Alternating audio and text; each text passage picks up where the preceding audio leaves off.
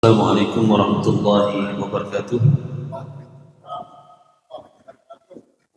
Innal hamdalillah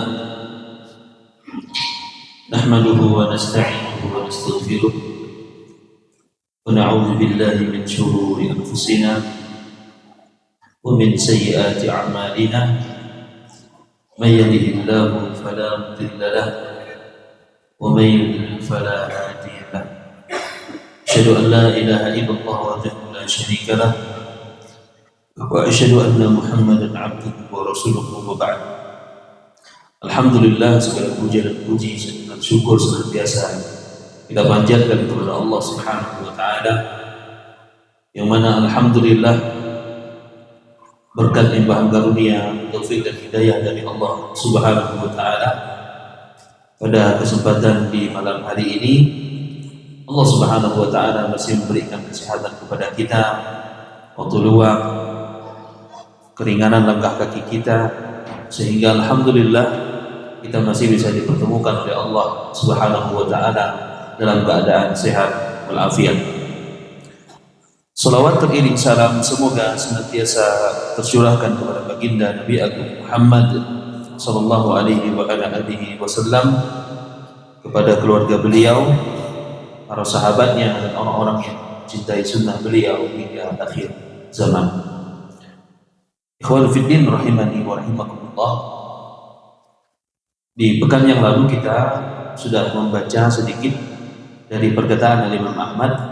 Kata beliau di sini, wal imanu anna al-masih ad-dajjal kharijun maktubun baina 'ainaihi kafirun wal ahadits allati ja'at fihi wal iman bi anna dzalika ka'idun.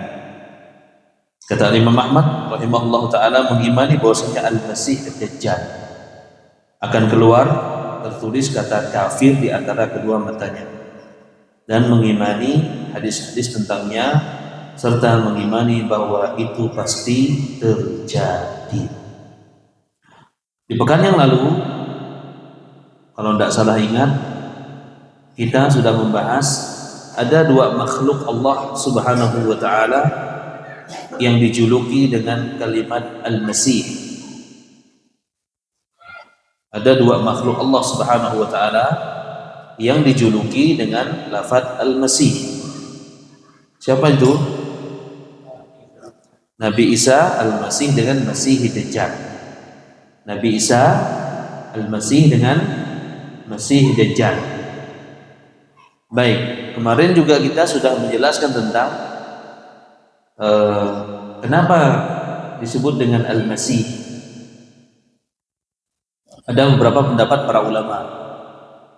Ya, apa kemarin? Yang pertama, Al-Masih itu sering melakukan apa namanya? Perjalanan keliling. Yang kedua, kalau Nabi Isa ini dijuluki Al-Masih, kenapa?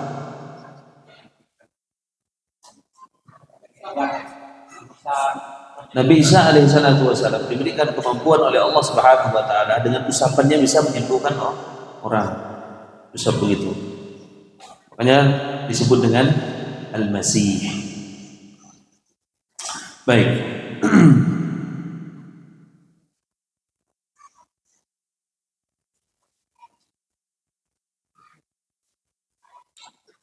Sampai sini.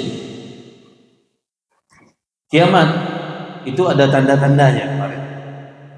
Ada kiamatul kubra, ada kiamatul sughra. Dan di antara munculnya Dajjal ini termasuk tanda-tanda hari kiamat besar. Munculnya Dajjal, kemudian Ya'juj dan Ma'juj, kemudian turunnya Nabi Isa alaihissalatu wassalam. Ini merupakan tanda-tanda besar hari kiamat. Kemudian terbitnya matahari dari, asalnya dari mana itu matahari? Timur ke barat, kan? Adi boleh dari barat ke timur. Itu tanda-tanda kiamatul kubra. Di antara tanda kecil lainnya, tanda kiamat sughra adalah banyak terjadinya gempa bumi. Gempa bumi terjadi di mana-mana. Ini di antara tanda kiamat kecil. Dan gempa ini semakin sering terjadi zaman kita sekarang. Di mana-mana gempa, tsunami, gempa, musibah di mana-mana. Ini tanda-tanda kiamat apa? Kiamat kecil. Nah, sedangkan tanda-tanda besar dari terjadinya kiamat adalah 10 fenomena, dan semuanya ini belum ada yang terjadi sampai sekarang. Ada 10 yang disebutkan oleh Rasulullah SAW tentang apa? Tanda kiamat itu benar-benar akan terjadi. Maksudnya kiamatul kubro. Ya, kiamat apa? Besar. Dan sampai sekarang belum terjadi. Tanda-tanda yang menunjukkan bahwasanya akan terjadi kiamat apa? Kiamat besar.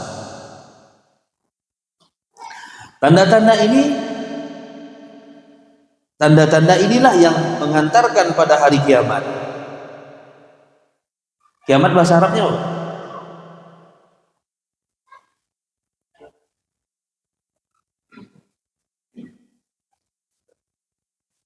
Al-Qiyamah, As-Sa'ah juga disebut dengan apa? As-Sa'ah, disebut juga dengan Al-Qiyamah, juga dengan Al-Qiyamah.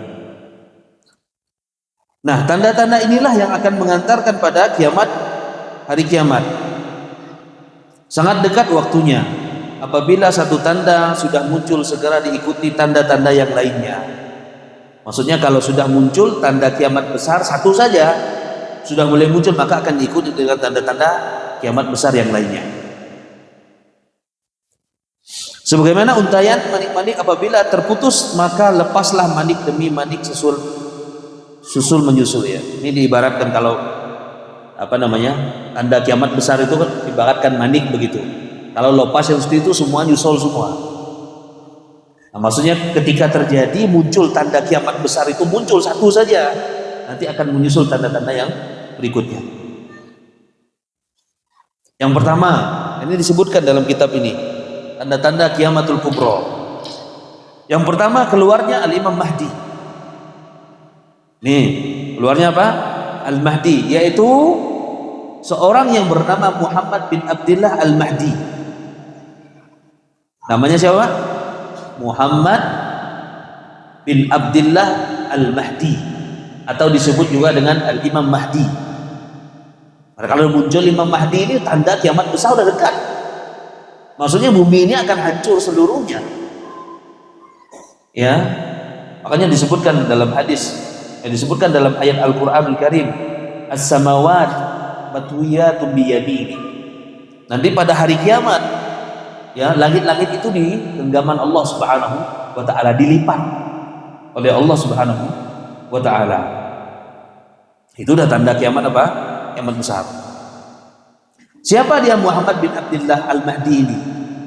Dia adalah seorang laki-laki dia dari keturunan Nabi Muhammad sallallahu alaihi wasallam. Kalau kita ditanya siapa Imam Mahdi itu, nama beliau Muhammad bin Abdullah Al-Mahdi. Beliau keturunan dari Nabi kita Muhammad sallallahu alaihi wasallam.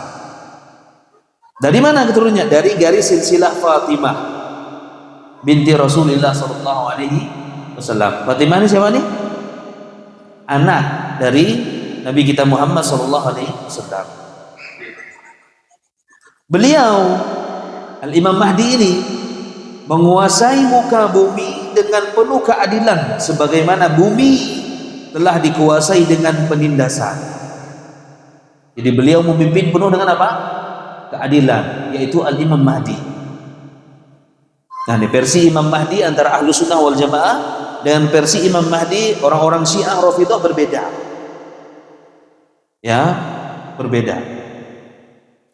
Namanya Muhammad bin Abdullah Al-Mahdi. Khilafahnya adalah khilafah nubuwah. Ya, khilafah apa? Nubuwah.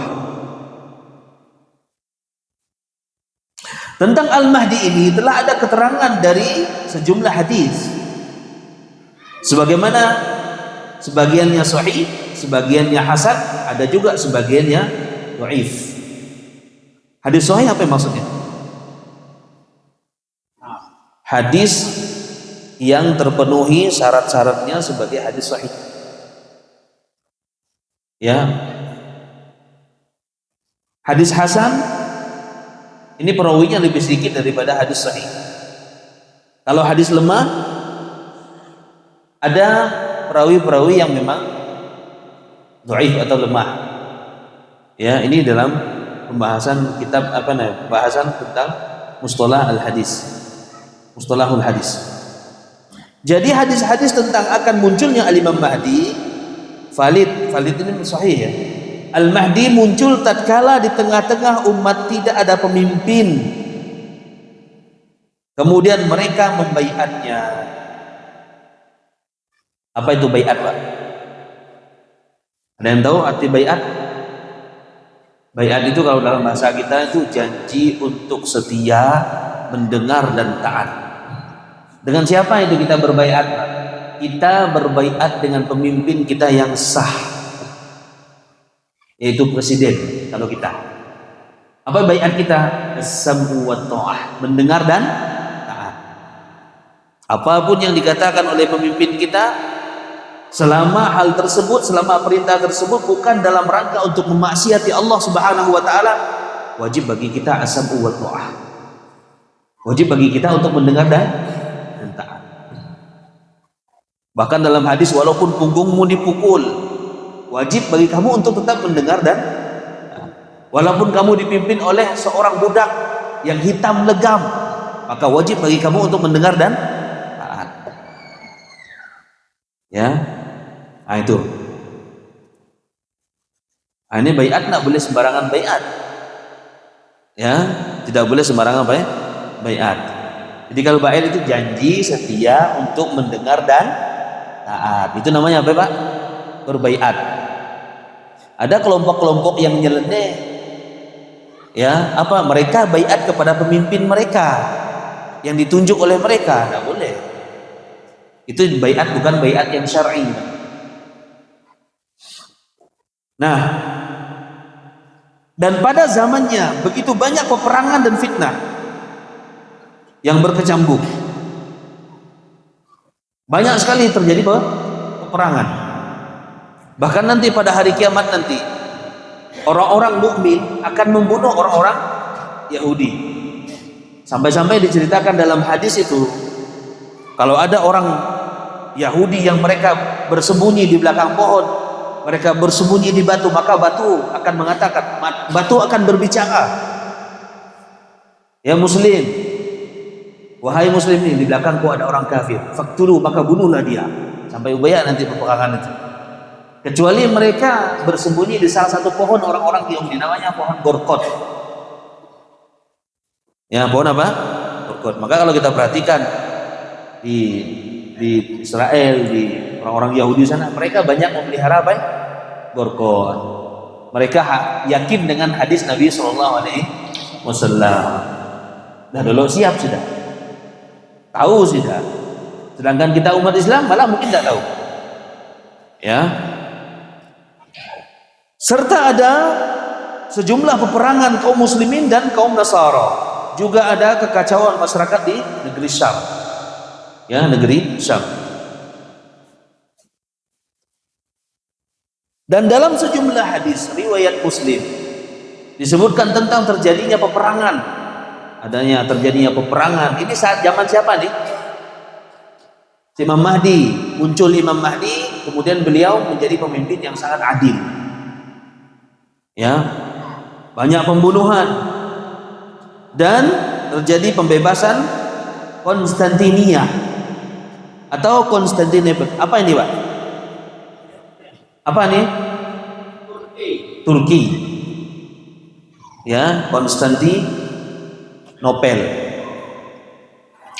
Ketika Konstantinopel ditaklukkan, pasukan pun mengolesi pedang-pedang mereka dengan minyak zaitun. Di kesempatan kedua, setan pun berseru, "Inna Dajjal qad khalafkum fi ahlikum." Sesungguhnya Dajjal telah mendatangi keluarga-keluarga kalian. Ya. Nah, sebab di kali pertama setan keliru. Jadi Dajjal akan keluar di zaman Al-Mahdi setelah penaklukan Konstantinopel. Dan ini pasti terjadi. Nah, Dajjal ini termasuk anak keturunan Nabi Adam. Dajjal termasuk anak keturunan dari Nabi Adam alaihi salatu wasalam. Nah, coba yang dilakukan dia. Pertama kali Dajjal ini dia mengaku bahwasanya sebagai orang soleh. Aku sebagai orang soleh ya, Dajjal ini. Kemudian setelah itu dia ngaku jadi nabi. Ya, selanjutnya ia mengklaim menjadi Tuhan. Ya, ia katakan kepada umat manusia, aku adalah Tuhan kalian. Ini beliau Dajjal ini bukan cuma ngomong, Pak. Dia membawa bukti-bukti. Makanya kita sampai diperintahkan oleh Allah, diperintahkan oleh Nabi SAW untuk berlindung dari fitnah Dajjal. Saking dahsyatnya, banyak orang yang murtad, banyak orang yang jadi kafir karena apa ya? Dajjal. Tuan bayangkan coba, di tengah itu orang lagi butuh air, datangnya Dajjal, turun hujan. Orang tua kita ada yang meninggal dunia, nak kau hidupkan orang tua kau hidup orang tua kita. Coba bayangkan, Pak. Itu fitnah yang sangat luar biasa. Sikit yang selamat dari apa? Dajjal. Nah, jadi pantau dia ada step-stepnya, Pak. Pertama ngaku jadi orang soleh. Nah, tidak langsung ngaku jadi Tuhannya. Begitulah cara syaitan itu menjebak manusia. Makanya kalau kita perhatikan ayat Al-Qur'anul Karim, kata Allah, "Wala tattabi'u khutuwatis syaitan, innahu lakum aduwwun mubin." Kata Allah, "Wala tattabi'u," jangan kalian mengikuti khutuwat. Khutuwat itu langkah-langkah, Pak. Step-step. Makanya setan itu ketika dia menyesatkan manusia, ada langkah-langkahnya, enggak langsung apa namanya? To the point, bahasa kita enggak. Lihat dulu bagaimana cerita ketika terjadi pertama kesyirikan. Apakah langsung ketika itu mereka langsung menyembah patung? Enggak. Pertama, orang-orang diperintahkannya untuk mula apa ya? Gambar. Digambarnya orang soleh. Setelah digambar orang soleh, dibuat patung. Nanti generasi berikutnya baru disembah. Maka Allah sebutkan, wala tattabi'u khutuwatis syaitan. Jangan kamu mengikuti langkah-langkah syaitan. Innahu lakum aduwwun mubin. Sesungguhnya syaitan itu adalah buat kalian itu musuh yang sangat nyata. Baik, coba kita perhatikan kalau orang ingin melakukan perbuatan zina, apakah langsung zina? Tidak. WA dulu, telepon dulu, mesra-mesraan dulu, betul ya? Janjian dulu, ditraktir dulu, dibawa jalan dulu, setelah itu baru zina. Lihat bagaimana langkah apa? Syaitan. Tidak langsung ketika kenal dengan orang yang bukan mahram kita langsung diajak zina, tidak begitu. Syaitan itu sangat berpengalaman, Pak. Syaitan itu sangat apa ya? Berpengalaman dalam menyesatkan manusia. Dari zaman Nabi apa ya? Atau kita dulu Nabi Adam alaihissalatu wassalam ya hidup sampai saat itu. Oh, jangan Tuhan coba-coba. Jangan nak petentang-petenteng kita. Sudah berpengalaman luar biasa. Sudah banyak orang-orang yang soleh tergelincir. Ya, bukan cuma orang soleh, ulama pun ada yang tergelincir, apalagi kita. Maka kita tidak boleh merasa jumawa, tidak boleh merasa wah saya hebat dan seterusnya. Nah, lihat di sini. Dajjal dia tidak langsung dia pertama ngaku jadi orang soleh, ya kan? Kemudian mengklaim kenabian atau cuma ngaku, enggak. Dia mendatangkan bukti. Seperti Nabi kita Muhammad SAW kan ada bukti itu. Nabi mulak-bulak, ya kan? Apalagi kemudian ada keluar dari tangan Rasulullah SAW, dari jari-jari Nabi SAW air. Ya, itu apa namanya? Mukjizat. Ya, mukjizat Rasulullah SAW. Para nabi itu ada datang dengan apa namanya? Bukti. Nah, Dajjal pun datang dengan apa ya? Bukti. Dia diberikan kekuatan oleh Allah Subhanahu wa taala yang sangat luar biasa. Nah, Dajjal ini kafir dia. dinamai dengan Al-Masih disebabkan mata kanannya terhapus. Ini diantaranya kenapa dia disebut dengan apa ya? Masih Dajjal. Al-Masih karena mata sepihaknya disapu, artinya tidak mantau. Dan dia juga dinamai dengan Dajjal disebabkan karena banyaknya kepalsuan. Yang ngampo disebut apa ya? Dajjal. Disebut Masih karena matanya buta sebelah. Disebut dengan Dajjal karena apa ya? Banyak ngampo. Ya, banyak apa ya? Ngampo. Orang pengampo disebut apa ya? Dajjal. Buat kalau sudah Dajjal apa ya? Maksud tong ngampo lah tong Dajjal kok gue je bunuh. Karena Dajjal itu bona yang paling buruk lah, sifatnya begitu kan. Ya, dan kita tidak boleh menyebarkan apa ya, julukan-julukan yang tidak baik ya. Ya, walaupun kawan kita suka ngebor ya, tentu berikanlah nasihat yang baik. Nang lalu pada Dajjal logo nanap togo orang ya. Itu. Deol menlawan.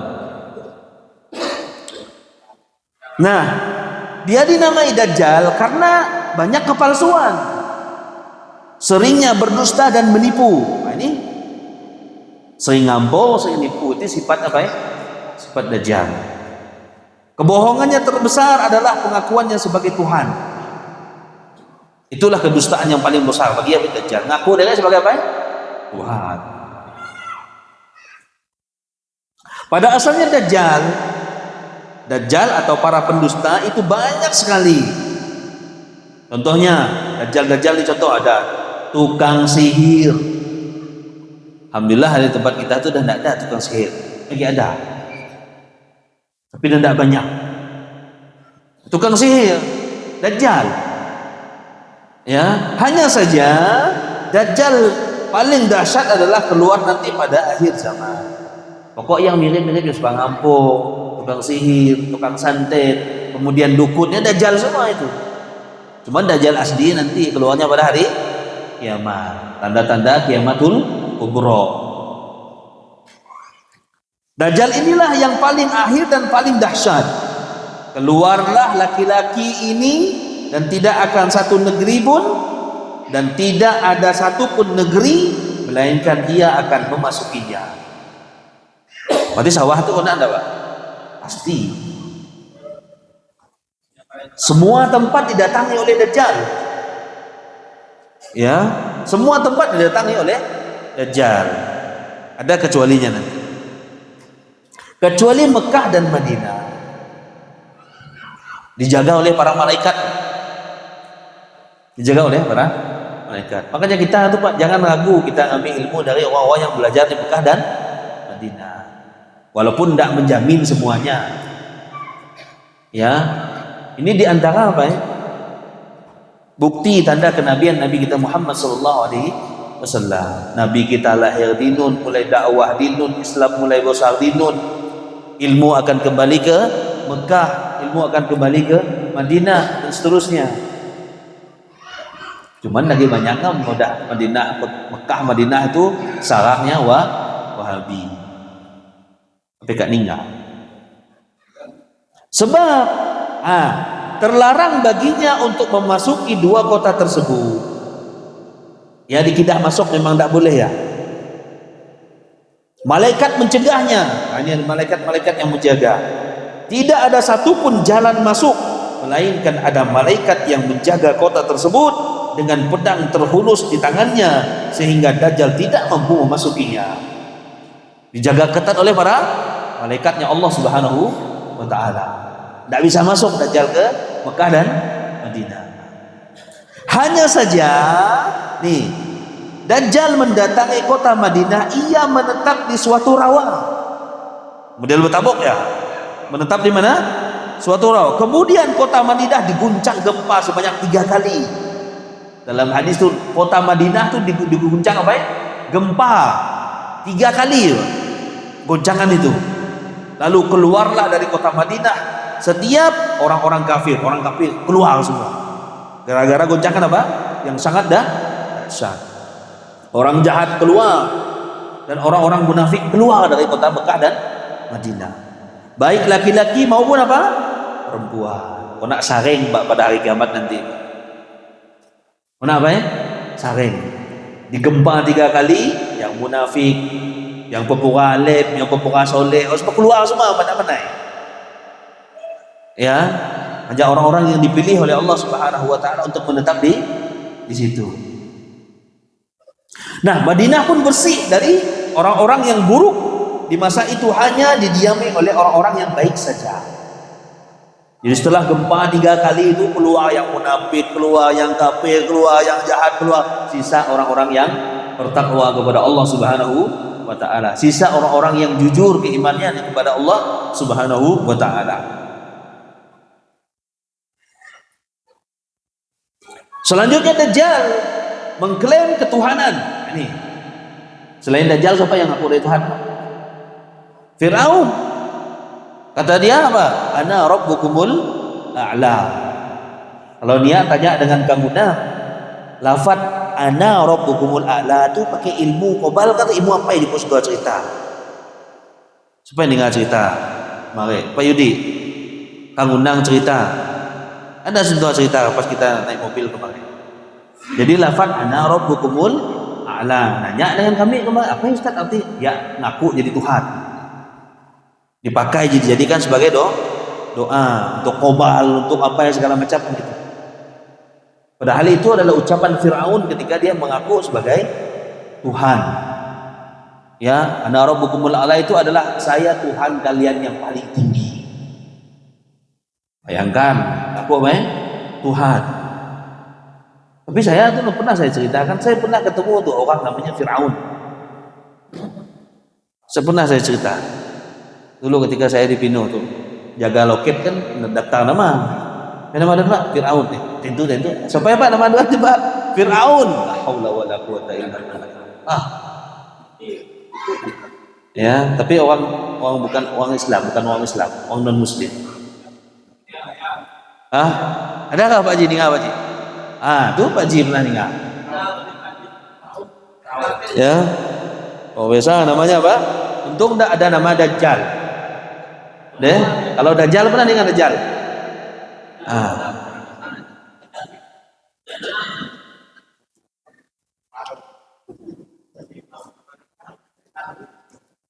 Nah, kata dia, aku adalah Tuhan kalian. Bersama Dajjal ini terjadi kejadian-kejadian yang luar biasa. Jadi dengan munculnya Dajjal ini banyak kejadian-kejadian luar biasa. Ini merupakan fitnah dan ujian dan cobaan. Allah menguji para hambanya dengan adanya keluar biasaan fitnah apa?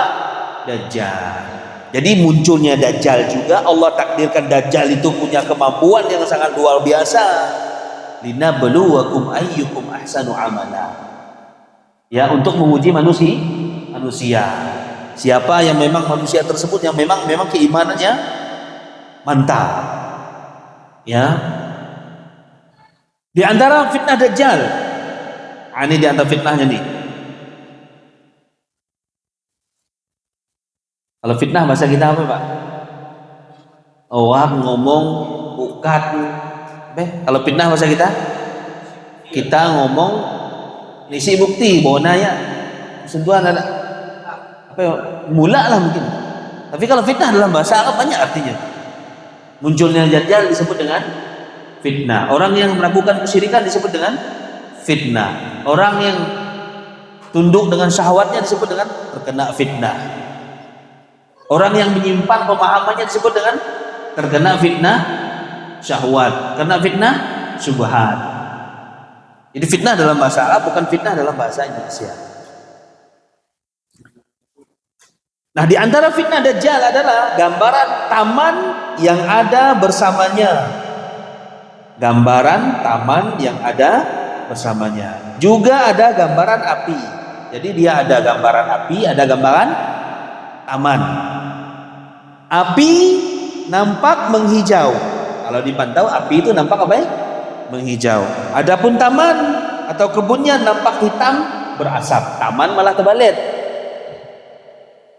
Ya. Nampak apa ya kalau taman tadi? Asap, api. Api nampak hijau. Seperti kebun yang indah. Maka siapa saja yang membenarkannya, Dajjal akan melemparkannya ke taman dalam pandangan manusia. Taman dalam pandangan kita manusia itu apa itu tadi? Api. Ditembak ya kia. Pantau kita aman, tapi isinya apa? Api. Namanya Dajjal. Dajjal kan pendusta. Ya. Yang sebenarnya itu adalah api dan orang-orang yang mendustakannya. Dajjal akan melemparkan ke api dalam pandangan manusia yang sebenarnya adalah taman atau kebun. Jadi orang-orang yang tidak percaya ditembak yang mana? Ke api dalam pandangan mana? Manusia. Padahal itu adalah ke kebun. Di antara kedua matanya tertulis kafir, yang setiap orang beriman dapat membacanya. Jadi bisa baca semua, orang yang beriman bisa baca. Ya, di kedua matanya tertulis apa? Kafir. Kemudian di antara fitnah Dajjal lagi, ini lagi. Yaitu perintahnya kepada langit lalu turun hujan. Ini fitnah Dajjal. Juga perintahnya kepada tanah lalu tumbuh tanaman-tanaman. Coba bayangkan, Pak. Tanah perintah tumbuh semua padi, tumbuh semua segala yang kita konak. Itu aja Tuhan nam tu di siam. Lain. Ya. Tidak mungkin, kalau bukan Tuhan tidak mungkin bisa melakukan itu. Karena dalam pandangan kita kan seperti itu. Makanya banyak orang-orang yang terfitnah oleh Dajjal. Tapi kalau orang yang beriman faham dia. Ya, orang yang beriman apa? Faham dia, mengerti dia. Oh, ini memang Dajjal begitu. Memang Allah Subhanahu wa taala berikan kemampuan lebih kepada Dajjal tersebut. Kemudian juga di antara fitnah Dajjal, ia mendatangi reruntuhan, lalu berbagai harta peninggalan reruntuhan itu mengikutinya seperti kawanan lebah. Lunaknya semua. Apain ada kita aja percaya? Apalagi kalau kita tuh yang mata kita tuh sangat cinta dengan yang namanya apa? Dunia. Ya udah, selesai kalau temu Dajjal. Kalau level-level iman kita tuh yang mohon maaf deh, semayak, dahajan pun lagi koja pun ada bonti-bonti. Temu Dajjal selesai.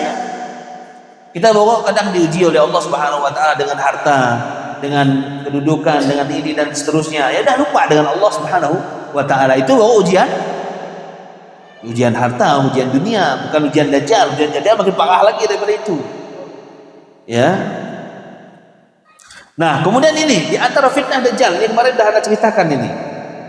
Ia menawan seorang laki-laki. Ditawatnya laki-laki. Kemudian mengajak agar mengimaninya. Laki-laki yang ditawat agar apa? Mengimani Dajjal tersebut. Laki-laki itu pun mendustakannya. Laki percaya dia. Dengan siapa? Dajjal itu boleh ya beriman kepada Dajjal. Maka Dajjal membelah tubuhnya menjadi dua dan melangkahinya di antara kedua potongan tubuh tersebut. Lalu dia berkata, bangunlah. Bayangkan tuh, Pak. Di apa ya? Pertama di apa tadi ini? Bukan, cerita pertamanya ditawat, disuruh beriman, ya mulai. Dibelah, dilangkah ya, suruh bangun. Ya, seketika laki-laki itu dihidupkan kembali oleh Allah Subhanahu wa taala, kemudian dia berdiri tegak. Dajjal pun berkata, ya, apa kata Dajjal? Apakah sekarang kau sudah tahu siapa diriku? Ada pandai apa aku tuh rumah diko. Tadi bokokku bola habisnya hidup lagi. Bayangkan, laki-laki itu menjawab, justru semakin bertambah keyakinanku tentang dusta dirimu. Dajjal pun berkata kepadanya, kepada orang-orang lain, tidakkah kalian menyaksikan bahwa aku telah mematikannya dan aku kembali menghidupkannya? Ini fitnah luar biasa.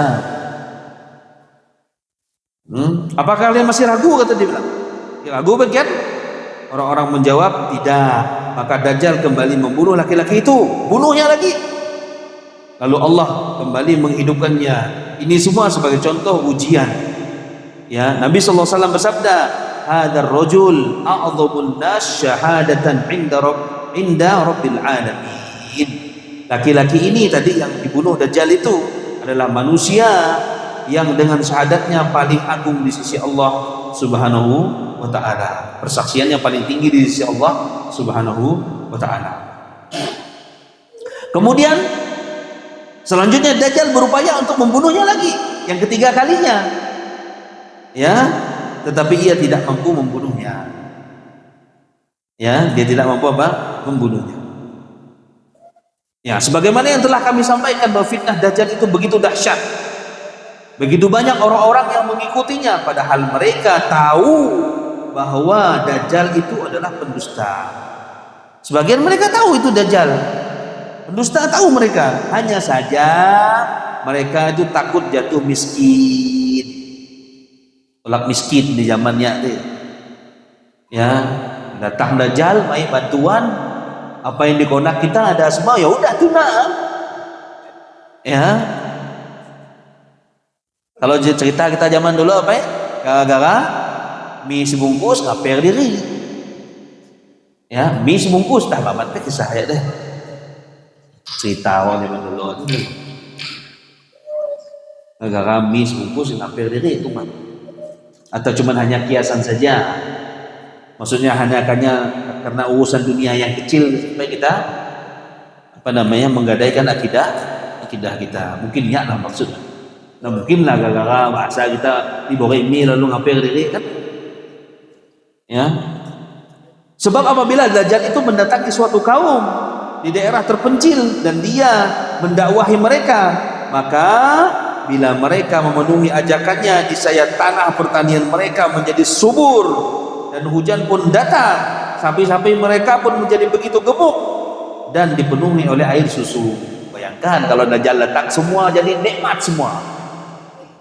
Yang sapi kurus jadi gemuk, yang padi ya rangkai semua jadi, wah itu aja asamnya nuna Dajjal maju kok hidup nyaman kok, padahal itu ujian dari Allah Subhanahu wa taala. Adapun Dajjal itu mendatangi suatu kaum lantas mereka mendustakannya. Ini kalau seandainya ada dia mendatangi suatu kaum tapi kaum tersebut mendustakannya, maka yang terjadi apa? Kekeringan, dipulai apa ya? Rangkai, ya. Dan matilah segala binatang ternak mereka, binatang ternak mati semua, segala padi habis semua. Ini sebagai ujian dan cobaan, sampai-sampai sekumpulan orang yang mengikuti Dajjal itu berkata, kata mereka, kami itu mengetahui bahwa Dajjal itu pendusta. Itu yang balik luna. Awas resikonya apa ya? Mendapatkan ujian. Akan tetapi kami ingin hidup mewah. Mereka lebih mementingkan kehidupan dunia dibandingkan dengan kehidupan akhirat. Wal iyadu billah. Disebutkan di dalam sebuah hadis, ya, kata Nabi SAW, man sami'a bid-dajjal falyan aminhu. Barang siapa yang mendengar berita datangnya Dajjal, hendaknya ia menjauh darinya dengan sejauh-jauhnya. Nah, numpitna, ya, jangan mendekati. Sebab Dajjal itu memiliki fitnah yang sangat dahsyat, sehingga beliau memerintahkan agar benar-benar menjauh dari Dajjal tersebut.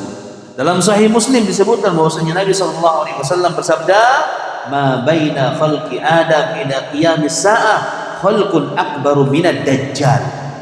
Kata Nabi SAW, sejak penciptaan Adam sampai hari kiamat tidak ada satu makhluk yang lebih besar fitnahnya daripada apa ya?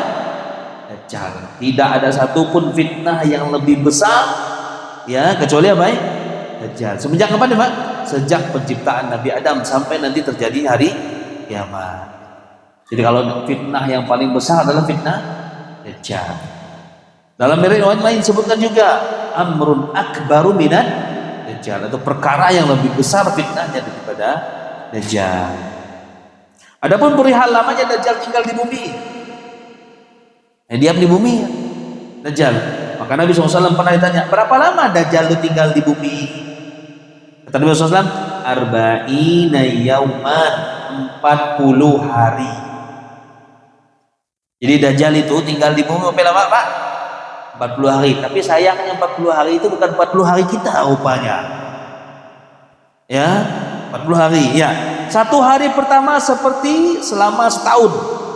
Nah, tuh sehari pertama sama dengan apa ya? Setahun. Hari kedua seperti selama sebulan. Hari ketiga seperti selama sepekan. Hari pertama sama dengan apa? Setahun. Hari kedua sebulan. Hari ketiga sepekan, seminggu. Ya. Jadi hari pertama matahari itu terbit dan tidak terbenam sampai 360 hari kemudian. Tidak terbenam matahari. Setahun. Bayangkan. Ketika saya hendak nunggu malam hari kita. Ini fitnah yang luar biasa. Adapun pada hari kedua, matahari terbit di pagi hari itu dan terbenam setelah berlalu sebulan. Nada turun-turun sebulan. Wah, ya tanda hari kiamat pada macamnya. Ya, atau setelah 30 hari lamanya. Adapun di hari ketiga, maka matahari terbit dan tidak terbenam kecuali telah berlalu selama 7 hari. Kita aja sehari aja setengah mati. Matahari itu yang betul. Ya, setahun siap guna, sebulan siap guna, habis sepekan siap guna. Sedangkan para hari-hari setelahnya, yaitu 37 hari selanjutnya adalah seperti hari-hari kita sekarang. Ya, 37 hari selanjutnya adalah seperti hari-hari kita sekarang. Luar biasa. Ada yang bertanya, wahai Rasulullah, pada hari pertama, hari kedua, dan hari ketiga, bagaimana cara kita melaksanakan sholat? Ada yang bertanya kepada Nabi SAW. Kata Nabi SAW, iqduru lahu, perkirakanlah oleh kalian. Artinya di dalam 24 jam itu ada 5 sholat wajib, yakni mulai matahari terbit hingga akhir hari yang panjang tersebut. Demikian juga dengan hari yang kedua. Jadi keberadaan Dajjal itu harus kita imani. Ya, harus kita imani. Ada keterangan valid bahwasanya Dajjal itu dalam keadaan terbelenggu di sebuah pulau kecil di tengah lautan yang luas. Hal itu sebagaimana yang disebutkan dalam hadis dari sahabat Tamim Ad-Dari, bahwa ia bersama rombongan. Tamim Ad-Dari pernah beliau bersama rombongan pernah diombang-ambing ombak di tengah lautan selama sebulan. Ya, lalu mereka terdampar ke salah satu pulau kecil dari sebuah pulau di tengah lautan. Mereka pun mendapati Dajjal. Mereka juga mendapati dabbah. Ya, dabbah ini hewan. Mereka menyaksikan seorang laki-laki berbadan besar, badannya besar, yang terbelenggu kedua tangannya, ketengkuknya dengan rantai besi. Terbelenggu dengan rantai besi. Mereka pun menanyainya dan memberitahukan perihal dirinya. Kami berkata, ia mengira akan segera keluar sampai akhir kisah. Karenanya di bab ini Al-Imam Ahmad bin Hanbal, kata beliau, menyampaikan bahwasanya mengimani bahwasanya Dajjal akan keluar dan tertulis kafir di antara kedua matanya. Artinya apa? Mengimani bahwa hal itu pasti terjadi, sebagaimana keterangan di dalam hadis-hadis yang sahih dari Rasulullah Sallallahu Alaihi Wasallam. Dan di antara hadis yang menyebutkan tentang kesifatan Dajjal adalah hadis dari sahabat Anas, bahwa Nabi SAW bersabda, "Ma min nabiyyin illa wa qad anzara ummatahu al-a'war al-kadzdzab. Ala innahu a'warun wa inna rabbukum laysa bi'a'war wa maktuban baina ainaihi kafara." Ya, tidak ada seorang pun dari nabi melainkan pasti sudah memperingatkan umatnya dari si mata pecek yang pendusta, yaitu apa? Dajjal. Ketahuilah ia picek dan sungguh Rob kalian tidaklah. Picek itu dalam bahasa kita apa ya? Buta sebelah matanya. Ya, tertulis di antara kedua matanya huruf kaf, fa dan ro. Nah, masuk kah? Kok enggak bunyi ya? Oh, belum.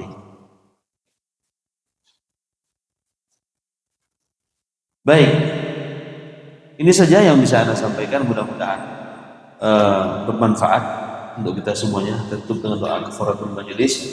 Subhanallahumma wa bihamdika asyhadu an la ilaha illa anta astaghfiruka wa atubu ilaik. Assalamualaikum warahmatullahi wabarakatuh.